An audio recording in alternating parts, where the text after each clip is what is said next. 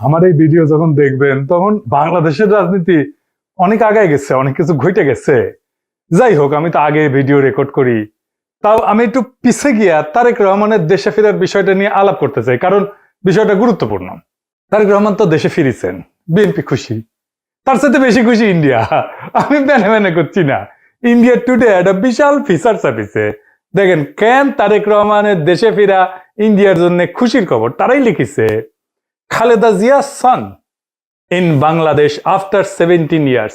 Why it's good news for India? কেন এটা ইন্ডিয়ার জন্য ভালো খবর, সুসংবাদ।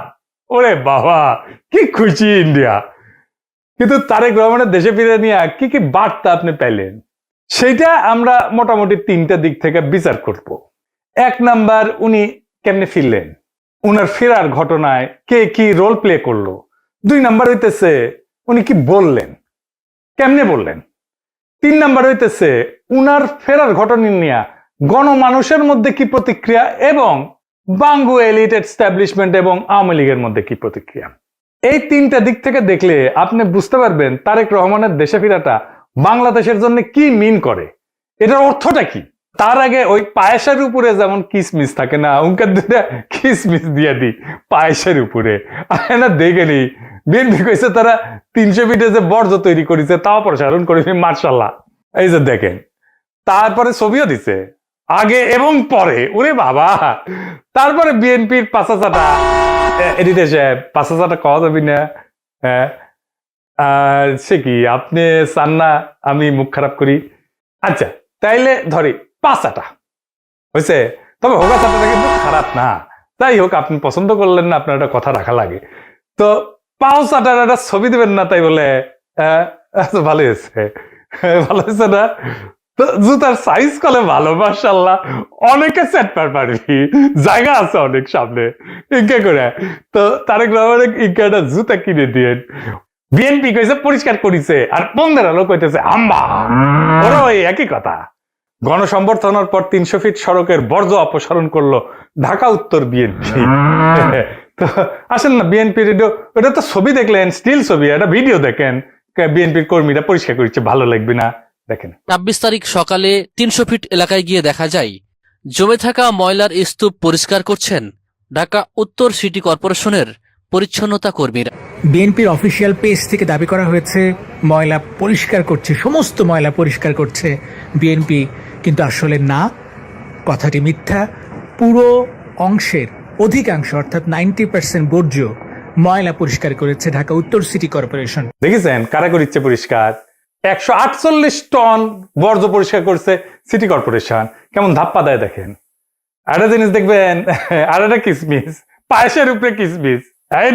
পায়েসের উপরে একটা কিসমিস দেওয়ার ছবি দেখার, এটা মিষ্টি দেখে এটা মনটা ভালো হবি। একটা জিনিস দেখেন, মিটিং শুরুর আগে স্টেজের সামনে বোতল ছুঁড়া T20 খেলিচ্ছে, দেখেছেন? কেউ থামাইতে পারতেছে না, পারলে নেতাদের মারে। বড় দল হয়ে করবে কি ওরা?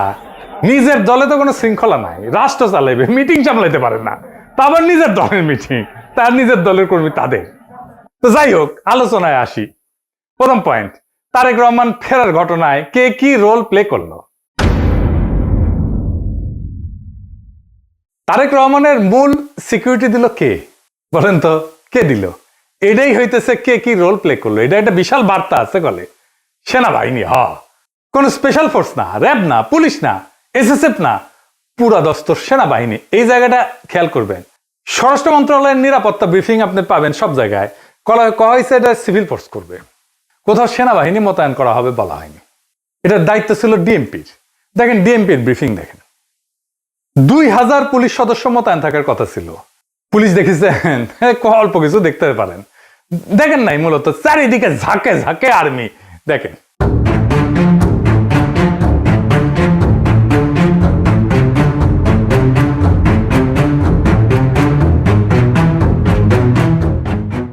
বাংলাদেশে কেউ কখনো এরকম নজিরবিহীন নিরাপত্তা পায় নাই, বাংলাদেশের ইতিহাসে পায় নাই, কোন রাষ্ট্রপ্রধান পায় নাই। যাই হোক, এই যে আর্মি নিরাপত্তা, এটা প্রফেসর ইউনূসের সরকার সিভিল প্রশাসনকে উপেক্ষা কইরা ওয়াকার দিছে। এটা ওয়াকারের শক্তি প্রদর্শন, ও বুঝাই দেয় সবাইকে যে আর্মি তারেক রহমানের সাথে আছে। বুঝেছ? এটা হইতেছে message, hidden message. Tarek Rahman বাংলাদেশের নেক্সট প্রাইম মিনিস্টার হওয়া কন্টেন্ডার, সন্দেহ নাই, হইতে পারবে কিনা সেটা সন্দেহ আছে। তবে ওই তো একাই কন্টেন্ডার না, তাই না?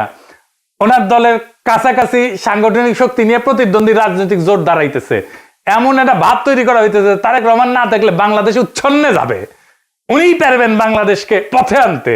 যাই হোক, আমরা পরের ইস্যুতে যাই। উনি কি বললেন, কেমনে বললেন, আমরা এই ইস্যুতে ফিরে আসবো। কেন এরকম ধারণা তৈরি করা হয়েছে উনি নেক্সট প্রাইম মিনিস্টার এবং উনি দেশটাকে ঠিক করতে পারবেন? উনি বক্তৃতায় নিরাপদ জীবন, নিরাপত্তা, এই জীবন জিনিসটা বারবার উল্লেখ করছেন, 5 বার। একটি নিরাপদ বাংলাদেশ আমরা গড়ে তুলতে চাই। নিরাপদে ঘর থেকে বের হলে নিরাপদে ইনশাআল্লাহ ঘরে আবার ফিরে আসতে পারে। যে কোনো মূল্যে আমাদেরকে নিশ্চিত করতে হবে যাতে মানুষ নিরাপদ থাকতে পারে। শিশু হোক, নারী হোক, পুরুষ হোক, যে কোনো বয়স, যে কোনো শ্রেণী, যে কোনো পেশা, যে কোনো ধর্মের মানুষ যেন নিরাপদ থাকে, এই হোক আমাদের চাওয়া। আজকে বিগত 15 বছর স্বৈরাচারের বিরুদ্ধে শত শত হাজারো গুম খুনের শিকার হয়েছে শুধু রাজনৈতিক দলের সদস্য নয়, নিরীহ মানুষের প্রতিবাদ করতে গিয়ে অত্যাচার নির্যাতনের শিকার হয়েছে, জীবন দিয়েছে। আবারও সকলকে যে কোনো মূল্যে দেশে শান্তি শৃঙ্খলা রক্ষার আহ্বান জানিয়ে যে কোনো বিশৃঙ্খলাকে পরিহার করে ধৈর্যের সাথে মোকাবেলা করার আহ্বান জানিয়ে আমার বক্তব্য শেষ করছি। এটা কোনো দুর্ঘটনাবশত কাকতালীয় ঘটনা না, এই বারবার ফিরে আসা, এইটা সেন্ট্রাল থিমেটিক অ্যাঙ্কর তার বক্তৃতার। পুরা বক্তৃতায় ছড়ায় থাকা কোর মেসেজ। এটা শুধু একটা কথার কথা না, পুরা বক্তৃতার একটা নৈতিক ফ্রেম এই নিরাপত্তা, মানুষের নিরাপত্তা। ভাষণের প্রধান নরমাটিভ ক্লেইম মানুষ যেন নিরাপদ থাকে। নরমাটিভ ক্লেইম কারে কয় জানেন তো? জানেন অবশ্যই, তাও কই আর কি। নরমাটিভ ক্লেইম বলতে বোঝায় এমন একটা বক্তব্য যে যা কি হওয়া উচিত, কি করা উচিত, বা কোনটা নৈতিকভাবে সঠিক বা ভুল, এই প্রশ্নগুলোর উত্তর দেয়। এটা কোনো বাস্তব বর্ণনা না, এটা মূল্যবোধ, নৈতিকতা এবং আদর্শ নিয়ে কথা বলে। নরমাটিভ ক্লেম সবসময় এরকম হওয়া উচিত টাইপের দাবি, এবং এই নরমাটিভ ক্লেমের বৈশিষ্ট্য সত্য মিথ্যা দিয়ে যাচাই করা যায় না। এটা নৈতিক, রাজনৈতিক বা সামাজিক মূল্যবোধ প্রকাশ করে। এইগুলা নীতি নির্ধারণে ব্যবহার করা হয় এই শব্দটা। উচিত, দরকার, ন্যায়সঙ্গত, অন্যায়, ভালো, মন্দ, এগুলো হইতেছে নরমাটিভ ক্লেম।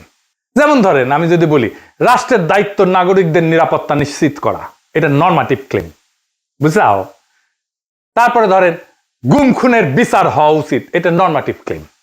সব মানুষের সমান অধিকার থাকা দরকার, এটা নরমাটিভ ক্লেম। কি হওয়া উচিত এটা বলতেছে। আবার দেখেন এই নিরাপত্তা ইস্যুটাই আওয়ামী স্পেন্সার নবনীতা কথাটাকে দইরা পারলে তারেক রহমান জিন্দাবাদ দেওয়া সিক্কুর দেওয়া ওঠে। দেখি যাও এত আরাম পেয়েছে কেন এই কথায়, পার বাকশালীরা কেন ফাল পারিচ্ছে জানেন? পরে আসিচ্ছি, সব একসাথে নিয়ে এইটা যখন এপিসোড যখন শেষ করবো তখন এটার উত্তরটা পাবেন। এই নিরাপত্তা কথাটা কেন নবনীতার এত পছন্দ, আওয়ামী লীগের এত পছন্দ, সেটা একটু বুঝে দেখে আসেন। এই নিরাপত্তা কথাটাই নবনীতার নেত্রীরা বাঁচাবে, আওয়ামী পান্ডাদের বাঁচাবে। এই নিরাপত্তা কথাটাই আর্মির দুর্বৃত্ত জেনারেলদের বাঁচাবে। উনি গুমের কথা বলছেন, কিন্তু কে করছে, কারা করছে সেটা বলেন নাই। তাদের বিচারের কথা বলেন নাই, 2024-এর শহীদের কথা বলেন নাই, এমনকি আবু সাইদ মুগ্ধর কথা বলেন নাই। উনি নিরাপত্তা সবার উপরে রাখছেন, শহীদদের উপরে রাখছেন। উনি হাসিনাকে ফ্যাসিস্ট পর্যন্ত বলেন নাই, স্বৈরাচার বলছেন। বিগত 15 বছর স্বৈরাচারের বিরুদ্ধে শত শত হাজারো গুম খুনের শিকার হয়েছে শুধু রাজনৈতিক দলের সদস্য নয়, নিরীহ মানুষের প্রতিবাদ করতে গিয়ে অত্যাচার নির্যাতনের শিকার হয়েছে, জীবন দিয়েছে। আমাদের সমাজের প্রথম রাজনৈতিক কর্তব্যটা কি এখন? দুইটা জিনিস তো, একটা হাসিনার অপরাধের বিচার, হাসিনার প্রশাসনের অপরাধের বিচার, নাম্বার 2 রাষ্ট্রের সংস্কার, তাই তো? আর তো কিছু না। কিন্তু উনি দুইটার কোনোটাও টাচ করলেন না। উনি নিরাপত্তা, মানুষের নিরাপদ জীবন দিয়ে ন্যায় বিচার, সংস্কার সবকিছু উড়াই দিলেন। তো তাইলে এই ভাষণ আমাদেরকে কোথায় নিয়ে যাচ্ছে? আমাদের এখন একটা সোজা প্রশ্ন তুলতে হবে যে রাজনৈতিক ভাষণের নিরাপত্তা যখন প্রধান ফ্রেম হয়ে ওঠে তখন ন্যায় বিচার কোথায় যায়, সংস্কার কোথায় যায়? এই প্রশ্নটা বুঝতে হইলে আগে একটা পার্থক্য বুঝতে হবে। আসেন সেটা বুঝে দেখি। ন্যায় বিচার ফ্রেম ন্যায় বিচারের প্রশ্ন তোলে, কে অপরাধ করছে, কার দায়, কার শাস্তি, কি শাস্তি, কোন আদালতে, এইগুলো কেন্দ্রে থাকে, মানে অ্যাকাউন্টেবিলিটি। আর নিরাপত্তা ফ্রেমে এটাতে কি থাকে? এইদিকে লেখেন, মানুষ যেন ভয় না পায়, সংঘাত না হোক, আর কোনো ঝামেলা না হোক, স্থিতিশীলতা আসুক, সবাই নিরাপদ থাকুক, এটার কেন্দ্রে থাকে স্ট্যাবিলিটি। এই তারেক রহমানের বক্তৃতায় নিরাপত্তা ফ্রেমটা ন্যায় বিচার ফ্রেমের উপরে বসানো হয়েছে, সবার উপরে। কিভাবে? গুম খুন বলা হয়েছে, কিন্তু বলা হয়নি কে করছে, কোন বাহিনী করছে, কিভাবে বিচার হবে। কিন্তু বলা হচ্ছে যে কোনো মূল্যে যেন মানুষ নিরাপদ থাকে। এই এক লাইনে যেটা ঘটে যায় সেটা অতীতের সমস্ত অপরাধ ভবিষ্যতে স্থিতিশীলতা দিয়ে ঢাইকা দেওয়া হয়। বিচারের বদলে স্ট্যাবিলিটি, জাস্টিসের বদলে শান্তি। এটাই জাস্টিস, ন্যায় বিচার, বিচারকে ডিনাই করার কৌশল। বিচার সংস্কার এটা যদি কেন্দ্রীয় কথা হইতো তাইলে বিচার, দায়, ট্রাইব্যুনাল, সংস্কার এগুলোই মূল বক্তব্যের বিষয় হতো, বারে বারে আসতো। কিন্তু এখানে আসছে মানুষ যেন নিরাপদ থাকে, মানে ন্যায় বিচার পরে, নিরাপত্তা আগে। নিরাপদ থাকবে কেমনে? যে অপরাধগুলো হয়েছে সেটার বিচার না হলে নিরাপত্তা কোত্থেকে আসবে? এটা কি ইচ্ছা করে করছে? হ্যাঁ, ইচ্ছা করে করছে। ন্যায় বিচার বললে ওয়াকার ডরাইবে, ন্যায় বিচার বললে পুলিশের দুর্বৃত্ত পুলিশ অফিসাররা ডরাইবে, ন্যায় বিচার বললে হাসিনা ডরাইবে, আওয়ামী লীগ ডরাইবে। এই নিরাপত্তা ফ্রেমের ভেতরে কি আছে জানেন? এই নিরাপত্তা ফ্রেমের মধ্যে লুকায় আছে আওয়ামী লীগের দায় মুক্তি। কোন আইন করে ক্ষমা না, কিন্তু বিচার না হওয়া। আইন করে ক্ষমা করবে না, কিন্তু বিচারই করবে না। কারণ গুম খুন আছে, দায়ী তো কেউ নাই, কে করছে সেটা তো বলে নাই। বিচারের রোডম্যাপ নাই, নির্বাচনের রোডম্যাপ নিয়ে পাগলা হয়ে গেছিল। বিচারের কোনো রোডম্যাপ নাই। যত সময় যাবে অপরাধগুলো ঝুলে যাবে না। এই কারণেই তরুণেরা, তরুণদের রাজনৈতিক দল এনসিপি বিএনপির সাথে নাই। কারণ তরুণরা তো জানতে চাইবে কে করলো, কেন করলো, শাস্তি কি। নিরাপত্তার ফ্রেম তারেক রহমানের এই উত্তর দেবে না। বিএনপি আর তার বুদ্ধিজীবীরা বুঝতেই পারতেছে না, ন্যায় বিচারকে পিছাই দিলে ভবিষ্যতের বড় রাজনৈতিক সংকট তৈরি হয়। মানুষ যখন বিচারহীনতা দেখবে নিজের হাতে আইন তুলে নেবে। আর শেষ বিচারে তো বিচারহীনতা কোনো ইনসাফ না। যেই রাজনৈতিক দল ন্যায় বিচারকে স্থিতিশীলতার নামে পিছায় দেয় সে একদিন স্থিতিশীলতাকেই হারায় ফেলবে। আর একটা বিষয় হইতেছে উনি বক্তা হিসেবে ভালো না, মানে নো অফেন্স, উনি বক্তা হিসেবে ভালো না। উদ্দীপনামূলক বক্তব্য উনি দিতে পারেন না। এমন একটা বিশাল অডিয়েন্স পেলে শেখ মুজিব তো ফাটায় ফেলতো। আমাদের এনসিপির নেতারা ভালো বক্তব্য দেয়, হাদিও ভালো বক্তব্য দিত। এই বক্তব্যটা অনেক মানুষ অনেক দিন ধরে মনে রাখবে না। এই বক্তব্য অনেক দিন অনেক মানুষ মিলে শুনবে, এটা হবে না। এইবার আসেন দেখি ওনার ফেরার ঘটনা নিয়ে গণমানুষের মধ্যে প্রতিক্রিয়া কি। আমরা তো আগে বুঝলাম এই সমাবেশ কোনো বড় উদ্দীপনা জাগাইতে পারে নাই মানুষের মধ্যে, কিন্তু মিডিয়া যা হাইপ তুলছে তা বিস্ময়কর। এমন তেলাইতেছে, তারে মার্টিন লুথার কিং বানাই দিছে। এমন তেলাইতেছে তারেক রহমানকে যে তারেক রহমান ভবিষ্যতে প্রধানমন্ত্রী কইয়া পরিচয় করাইতেছে। এটা দেখা খুবই বিরক্তিকর। মিডিয়া হাইপ তুলছিল 2004 সালে ভারতীয় লোকসভা নির্বাচনে, ইন্ডিয়া শাইনিং কইয়া বিজেপি নির্বাচনে নামছিল, গোহারা হারিছে। হিলারি ক্লিন্টনকেও মিডিয়া একদম হাইপ তুলছিল 2016 সালে, গোহারা হারছে ট্রাম্পের কাছে। ব্রেক্সিটেও প্রেডিকশন ছিল ব্রিটেন ইউরোপিয়ান ইউনিয়নে থাকবে, থাকে না। এটা মিডিয়ার প্রেডিকশন ছিল। মিডিয়া ফ্রেম করতেছে তারেক রহমানকে ভবিষ্যতে প্রাইম মিনিস্টার হিসেবে, এটা হবে বিএনপির জন্য ডিজাস্টার। ঐতিহাসিকভাবে প্রমাণিত যে জনগণ মিডিয়ার ভুল বা বায়াস প্রেডিকশনকে কেবল ভুল হিসাবে পাঠ করে না, তারা এটাকে ম্যানিপুলেশনের চেষ্টা হিসেবে বোঝে। 2016 সালের নির্বাচনের পরে পিউ রিসার্চ সেন্টার ধারাবাহিক জরিপ করছিল, এখানে বলতেছিল যে মিডিয়া ট্রাস্ট কনজারভেটিভদের মধ্যে এইটা ইতিহাসের সবচেয়ে নিচে নামে আসছে। মিডিয়ার ট্রাস্ট, মিডিয়ার বিশ্বাস। এবং অনেক তথ্যদাতা সরাসরি বলছে যে মিডিয়া আমাদেরকে বলার চেষ্টা করছে যেটা হবে, এবং তারা ভুল বলছে। এটাকে এজেন্ডা সেটিং হিসেবে মানুষ দেখে, মিডিয়া কভারেজ হিসেবে দেখে না। ফুকুয়েটারে বলছিল যখন জ্ঞান বর্ণনা না করে মিডিয়া নির্দেশ দিতে চায় জনগণকে, তখন তা ক্ষমতায় রূপ নেয়। তারা তারেক রহমানের ক্ষমতা তৈরি করতেছে, মিডিয়া ক্ষমতা, ভার্চুয়াল ক্ষমতা তৈরি করতেছে। আর হান্না আন্ড্রেড বলছিল যে এমন ক্ষমতা জনগণ নীরবে সহ্য করে না, সে প্রত্যাখ্যান করে। তাই বহু নির্বাচনে আমরা দেখি জনগণ ব্যালট ব্যবহার করে কেবল কোনো প্রার্থীর বিরুদ্ধে না, ভবিষ্যতে আগেই লিখে রাখা মিডিয়া ন্যারেটিভের বিরুদ্ধে প্রতিশোধ নেয়। বাংলাদেশের জনগণ এই যে তারেক রহমান আগামীর প্রধানমন্ত্রী, এই মিডিয়া ন্যারেটিভের বিরুদ্ধে প্রতিশোধ নেবে। লিখে রাখতে পারেন আজকের কথা। তারপরে ধরেন পাবলিকের যা হয়রানি হয়েছে দেখেন একটু। দেখেন কি পরিমাণ লোক এয়ারপোর্ট থেকে সবাই লাগেজ মাথায় করে কিন্তু বের হচ্ছে। দেখেন, আপনারা দেখলে অবাক হয়ে যাবেন যে শত শত না হাজার হাজার লোক আটকে পড়েছিল, যারা প্রবাস থেকে বাংলাদেশে আজকে আসছে বা কালকে রাত্রে যারা আসছে বের হয়ে যেতে পারছে, আজকে যারা আসছে সহজে কিন্তু সকালবেলা বের হতে পারে নাই।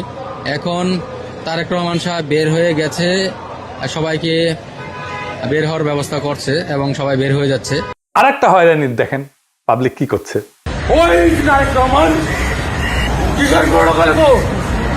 আপনি এগিয়ে যাত্রী কয়টা বাজছেন এখানে? 2টা বাজে। আপনার অনুভূতি কি? মানে এই যে 2টা বাজে আসছেন, এখন 6টা বাজে।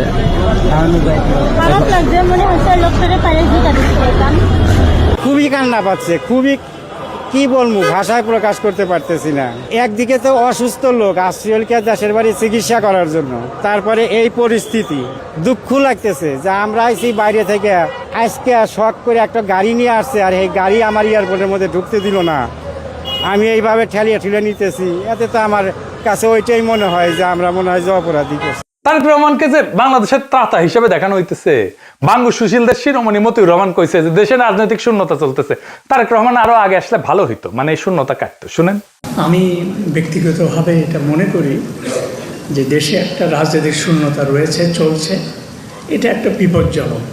আমি সবসময় ভাবতাম বা এখনও মনে করি যে বিএনপির ভারপ্রাপ্ত চেয়ারম্যানের আরেকটু আগে, বেশ একটু আগে যদি আসতে পারতেন, তাহলে এক্ষেত্রে হয়তো বিএনপি এবং দেশের মধ্যে একটা ভালো সুবিধাজনক অবস্থা তৈরি হতে পারত। তাকে বাংলাদেশের রাজনীতিতে অপরিহার্য প্রতীকে পরিণত করা হয়েছে। তারেক রহমানের রাজনৈতিক শক্তি যেদিন থেকে তারেক রহমানকে রাজনীতিতে অপরিহার্য প্রতীকে পরিণত করা হয়েছে, তারেক রহমানের রাজনৈতিক শক্তি সেদিনই শূন্য হয়ে গেছে।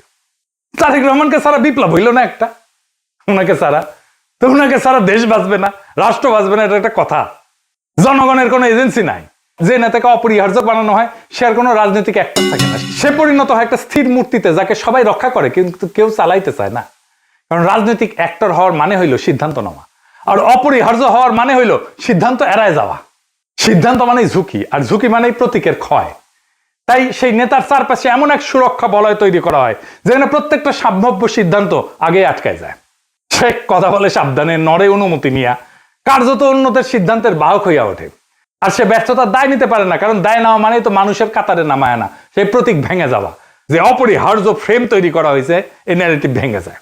ফলে রাজনীতি ব্যক্তির হাত ধরে আগায় না, ওই ব্যক্তিকে ঘিরে জমে থাকে, জমাট হইয়া থাকে। তারেক রহমান কোনো সিদ্ধান্ত নিতে পারতেছে না, আমি দেখাই দেবো সিদ্ধান্ত নিতে পারতেছে না, ওটা আমি দেখাই দেবো এই কয়েকদিনের মধ্যেই। এই অবস্থায় নেতার উপস্থিতি শক্তির চিহ্ন না, বরং স্থবিরতার প্রমাণ। অপরিহার্য নেতা মানে শক্তিশালী নেতা না, অপরিহার্য নেতা মানে এমন একজন যাকে ব্যবহার করা যায় না, শুধু পাহারা দেওয়া যায়। তাই দেখতেছেন না, খালি পাহারা আর পাহারা, নজিরবিহীন পাহারা। এত পাহারা বাংলাদেশের ইতিহাসে কেউ পায় নাই।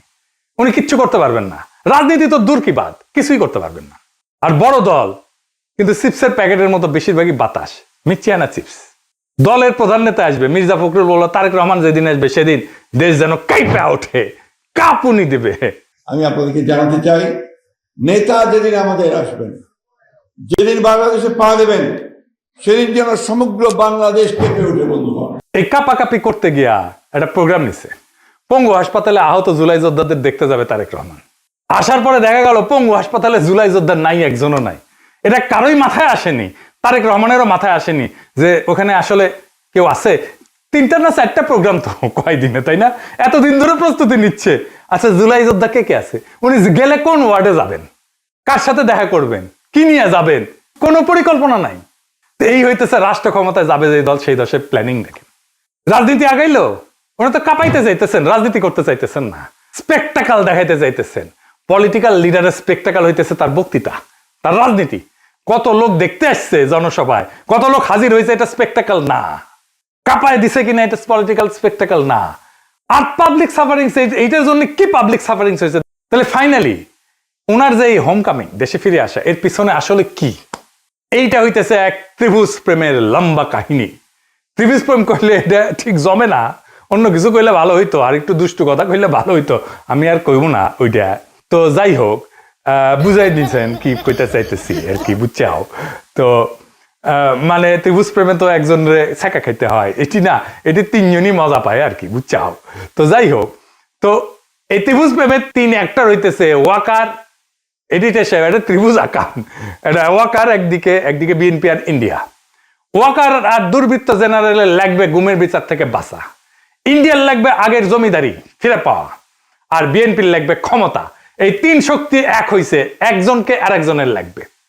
ওয়াকারের বিএনপি আর ইন্ডিয়াকে লাগবে, বিএনপির ওয়াকার আর ইন্ডিয়াকে লাগবে, আর ইন্ডিয়ার ওয়াকার আর বিএনপি কে লাগবে। কি মজা!